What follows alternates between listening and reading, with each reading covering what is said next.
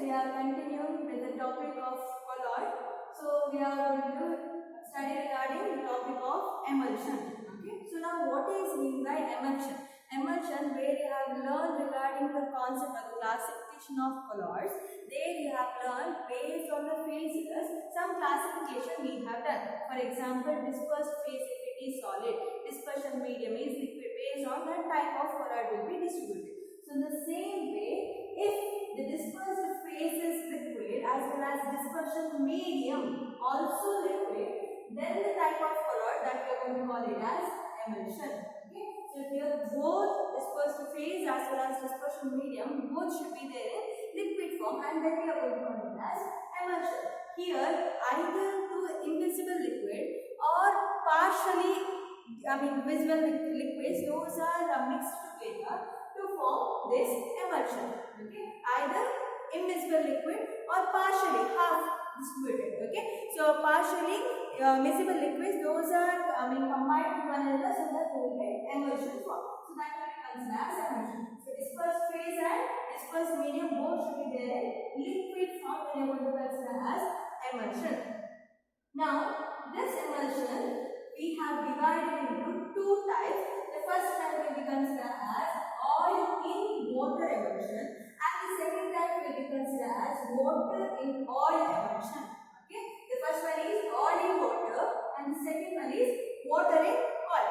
So if you mix oil to water, so that will be considered as an emulsion, or if you mix water to oil, that also will be considered as emulsion. So why we are going to consider this as a type? Because oil is can be like general oil, or it can be like organic solvents also. So if any organic solvent, if it is mixed to the water, then it will be considered under this type. If water is mixed to that organic solvent, then it will be considered under this type. So now here, based on the classification, if you go, the first type of let's say oil in water emulsion. Here the dispersed phase, in the sense your solute should be oil, or it can be like organic solvents, as well as your dispersion medium, in the sense solvents, so that should be water. Okay, so dispersion medium should be water. So then you are going to consider as oil in water emulsion. Okay, then the second type, here water in oil emulsion. So here what will happen? Water will get dispersed in oil. Okay, so water emulsion, the quantity will be lesser, so that it will get dispersed in oil. So here what will happen? The water will be considered as dispersed phase, which will be considered as solute. The concentration is less, so that will be considered as dispersed phase or solute. So here water concentration will be less because that will be immersed in water, or it will be dispersed in oil. So now here that is nothing but dispersed phase. So it will be considered, examples we are going to consider as water, and the dispersion medium. So here the dispersion medium is oil. Okay, so the dispersion medium that we are going to take it as oil, or it can be like organic solvent. So this is regarding your water in oil emulsion. Okay, so now if you go with the examples for this, milk is the best example for oil in water. How we can consider milk as an example for the first type? Because milk, it consists of dispersed phase as well as dispersion medium. That is fats that will get dispersed in water. So now oil is nothing but their organic solvent fats.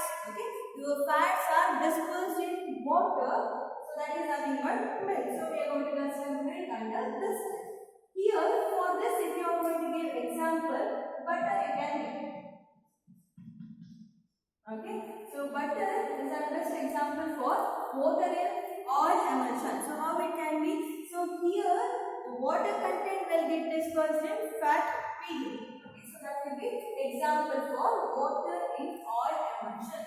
Now what will happen when you add oil to water or water to oil? You might have seen after some time the particles settles, or the separation of the particle will take place. Oil forms different layer when you compare with the water, right? So here we can say this kind of emulsion, it is not stable. So this is unstable solution. Okay, so to make it stable, you are going to add third component. So that third component will be considered as emulsifying agent. Okay, so agent. Now, what is meant by emulsifying agent or how it works? Emulsifying agents are nothing but it will be added to the emulsion so that it separates dispersed phase as well as dispersion medium. So this agent, okay, so this agent whatever you will use, okay, so that will act as a thin film between your phase as well as medium, between your solute as well as solvent. It acts as a thin film so that this solution or emulsion it will become stable in nature. So that will be considered as emulsifying agent. So remember, for the stabilization process, you are going to add third component to the emulsion. So that will be considered as emulsifying agent. So that goes or that differs with your type. So if your type, if you have taken oil in water kind of emulsion, you are going to use, in the sense these are the principal emulsifying agent which will be used. Gum, soaps or proteins, okay, so that can be utilized as an emulsifying agent so that it separates the mixture of oil and water and it stabilizes the solution, okay, stabilizes your colloidal solution. In the same way, if you go with the type, this type if you are taking, for example, butter if you are taking, or any of example which comes under water in oil, okay, for those kind of type, you are going to take long chain of alcohol or heavy metals of fatty acids are the best principal emulsifying agent which will be used for this kind of examples, okay, so which will be acting as a film between these two phases, okay, between dispersed phase as well as dispersion medium. It will act as a thin film so that it can stabilizes the compound or stabilizes the your colloidal solution, that is nothing but emulsion. So stabilization of emulsion will take place by using of emulsifying agent. So this is regarding concept of emulsifying agent. Now, what is mean by emulsification? So this concept, emulsification, is important for CBSE. Okay, so it won't be asked for state syllabus; it will be asked for CBSE. Now you should understand what is meant by demulsification. Demulsification is nothing but if you are going to separate the two components, in the sense your dispersed phase as well as dispersion medium in both the cases. Okay, so you are going to separate by any of the process like heating or filtration or centrifugation method. By using of any of these kind of physical method, if you are going to separate this solvent as well as solid in the sense dispersed phase as well as medium, then that process will be considered as emulsification. Okay, the process of separating the components of emulsion will be considered as emulsification. Remember, this won't acts as demulsifying agent. It just acts as emulsifying agent. It just acts as a film, that's it, but it won't separate. Okay, separation of those phases will not be done. So separation of the phases, okay, can be done by using of some of the physical methods that will be considered as demulsification. That process we are going to call it as demulsification. Now, if you go with the property of emulsion, we have learned the property of colloids. So which one property you have learned? The properties which will be considered as colligative property. So that will be lower than your true solution, as well as Tyndall effect you have learned, which is nothing but scattering of light because of the particles which is present in a colloidal solution, right? So Tyndall effect where Tyndall cone can be seen. I'm just revising what I have done in last class. Okay, so Tyndall effect, as well as you have seen the color of the colloids where it goes mainly with the wavelength of the particle as well as the nature as well as size, and the observer how that person receives the light. Okay, based on that color we are going to identify, as well as colloids are having the particular charges based on the dispersion medium. So it will be explained in last lesson. So now the same thing, emulsion is also a type of colloid, so that also should show the same character which that colloid also shows. So mainly the property, if you go with the emulsion, it goes with the Tyndall effect. If you pass the light through this emulsion, yes, it scatters the light. Okay, scattering of light can be seen by using of this emulsion. This is in that solution also, as well as formation of precipitate also can be possible by in this mixture. So because generally if you see the emulsion will be having negative charge, electrical charge also present with the emulsion. So generally it goes with a negative charge. So what will happen if you are adding any of the electrolyte? So that negative charge, what it will do? It will attract the positive charge, which I have already learned. Okay. So negative charge, it will attract the positive charge from the electrolyte, and the formation of precipitation will take place, or coagulation or flocculation of the particle will take place in this also. Emulsion also it is possible. I'll repeat, emulsion generally if you consider those are negatively charged, so it will absorb the positive charge ions from your electrolyte. You are supposed to add electrolyte so that you will get precipitate form or coagulated or flocculated particles. So this is regarding the property. So and not only that much, so Tyndall effect, as I said, Tyndall effect can be seen, as well as it will be having some of the electrical charge, scattering of the light can be seen over here. So that will be considered as properties of emulsion. So this is regarding the concept, small concept of emulsion. But it will be asked for 2 marks. The types are very important, very easy types with the an example also.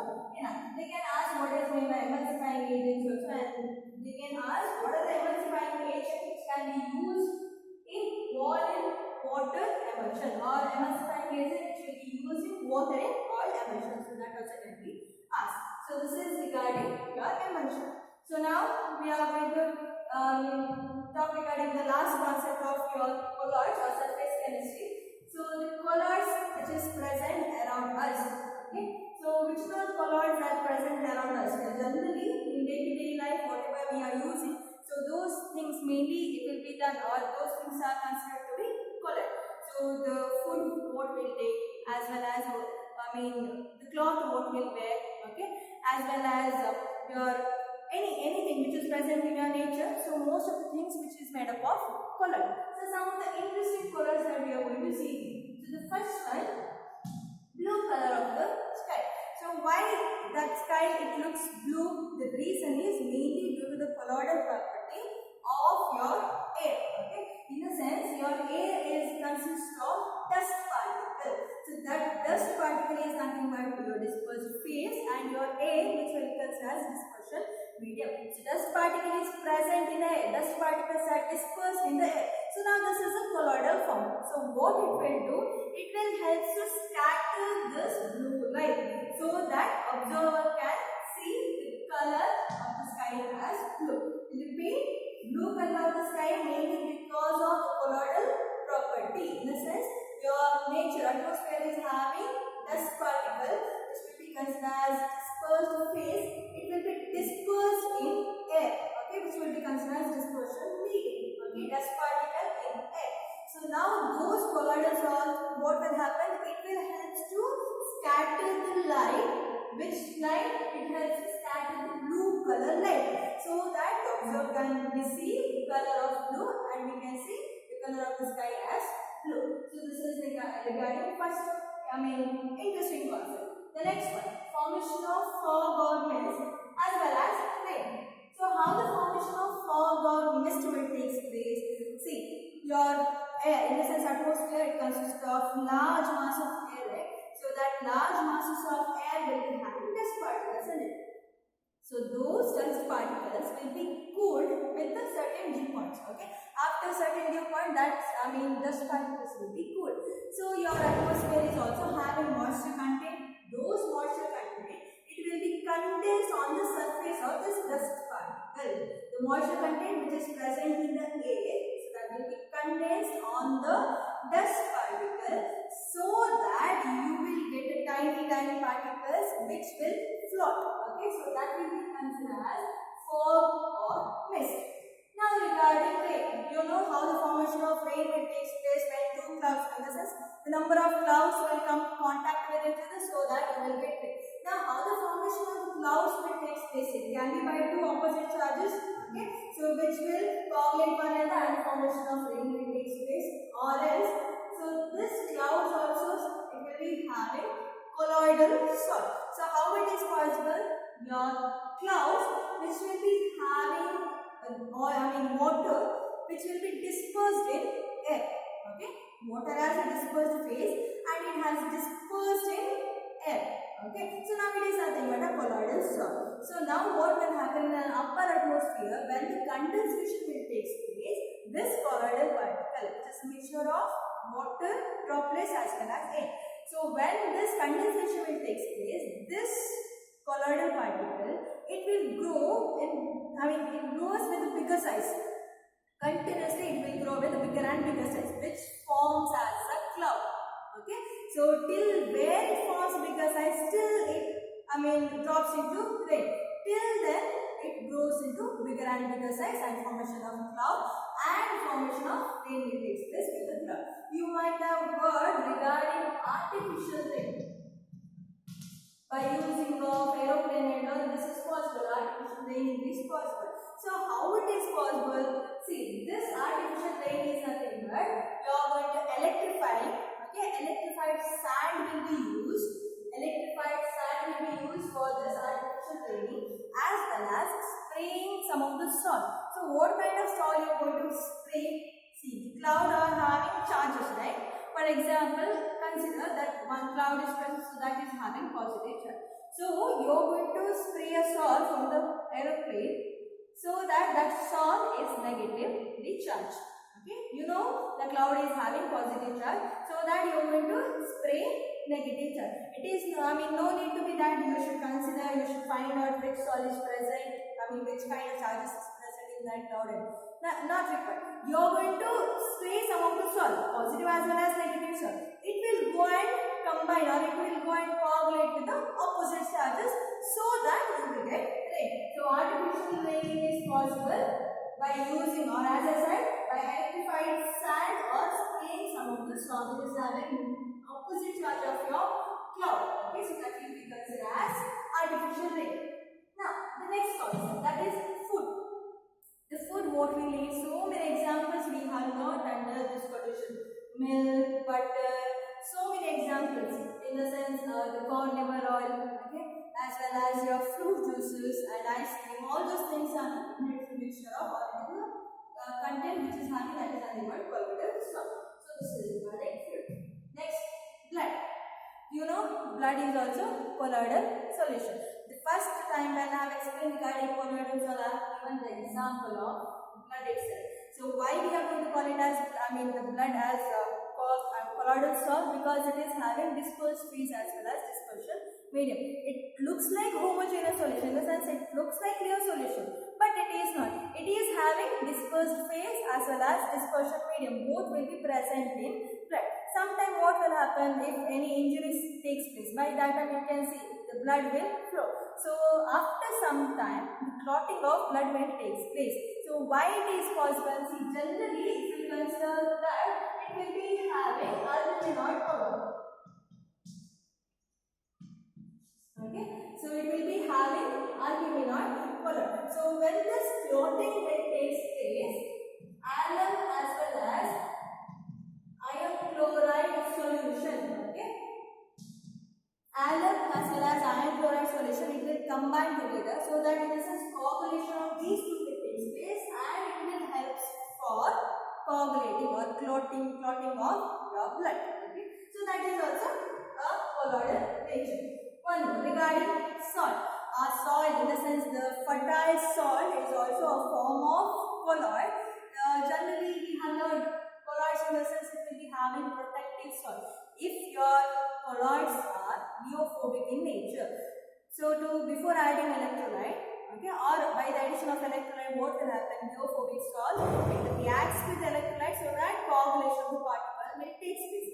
To protect your neophobic salt, or to protect those colloids, what you are going to do? You will be adding neophilic salt, right? So here also, to maintain the fertility, sometimes like your humus will act as a protective salt, okay, which helps us, or which will act as neophilic salt. It forms as a layer between this soil, okay, as well as, in the sense, neophobic soil as well as electrolyte. So it will help to absorb the moisture as well as absorb the content what it is required for salt. So this is also colloidal property. And the last one is nothing but formation of delta. Now what is mean by delta? So this refers to your river water. River water is having a colloidal salt. What is that? It is nothing but clay. Okay. So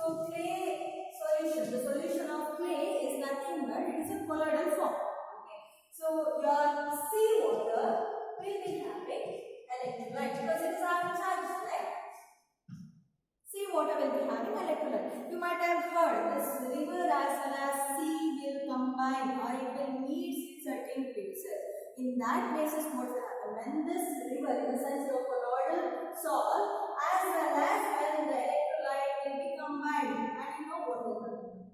Okay? When colloidal salt as well as electrolyte, when it combines, coagulation of the particle will take place, and that coagulated particles will be called as delta.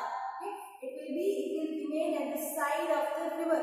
Okay? So that will be considered as delta. So that delta is possible due to the colloidal particles as well as presence of electrolyte.